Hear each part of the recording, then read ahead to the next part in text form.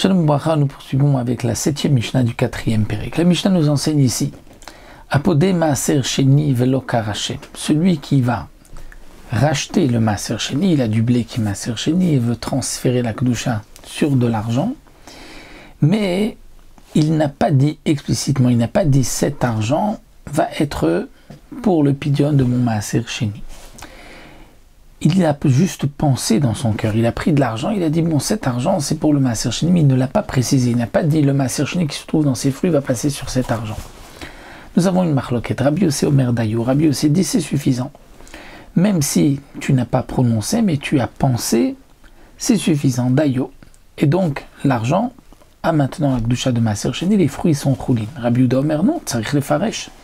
Rabbi Yehuda dit il faut préciser, il faut dire cet argent est le pidyon du Maaser Sheni. La Kedusha du Maaser Sheni va être transférée sur cet argent. Au passage, la Mishnah continue et nous rapporte un autre din qui ressemble, mais cette fois-ci par rapport au mariage et au divorce. Ayam edaber imaisha liske gita vekidushia. Quelqu'un est en train de parler à une femme concernant son divorce. Donc le mari parle à sa femme du divorce. Ou bien il parle à une jeune fille de mariage. Et Venatan la gita vekidusha velo peresh. Il lui a donné ou le guet ou les kiddushin sans préciser. Donc, on va dire quelqu'un qui parle à une jeune fille, lui dit voilà, peut-être si on se mariait, si on me donnait les kiddushin.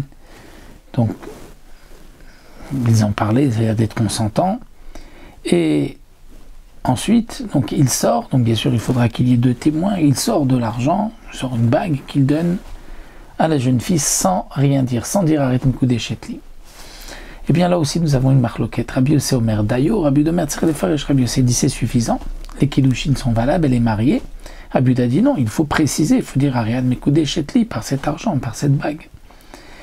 De même pour le guet. Si le mari parle de guet à sa femme et ensuite il lui donne un guet sans lui dire arrêtez guiter, normalement il doit prendre un guet et lui dire ça c'est ton guet. Il a pensé, ils sont en train de parler de divorce, il lui donne le guet.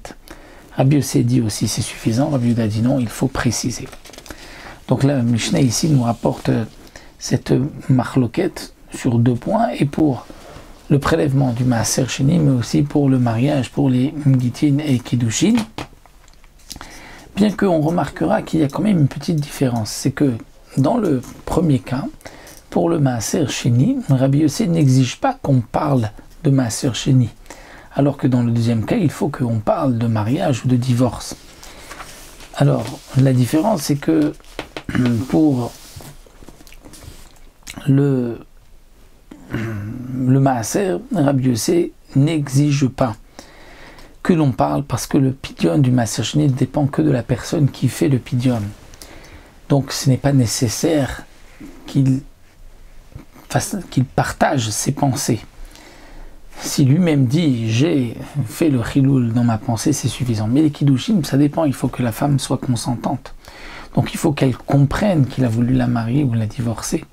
Et donc c'est pour cela que les kiddushin ne se feront que si on parle dans le contexte, on parle de mariage. Pour le divorce, bien qu'une femme peut recevoir son acte de divorce même malgré elle, donc elle n'a pas besoin d'être consentante, mais malgré tout, il est nécessaire qu'elle le sache, puisque lorsque l'homme divorce, il faut qu'elle comprenne qu'elle parte et qu'elle ne revient plus. Et donc c'est pour cela qu'il faut parler de ce sujet auparavant, même d'après Rabbi Yossé.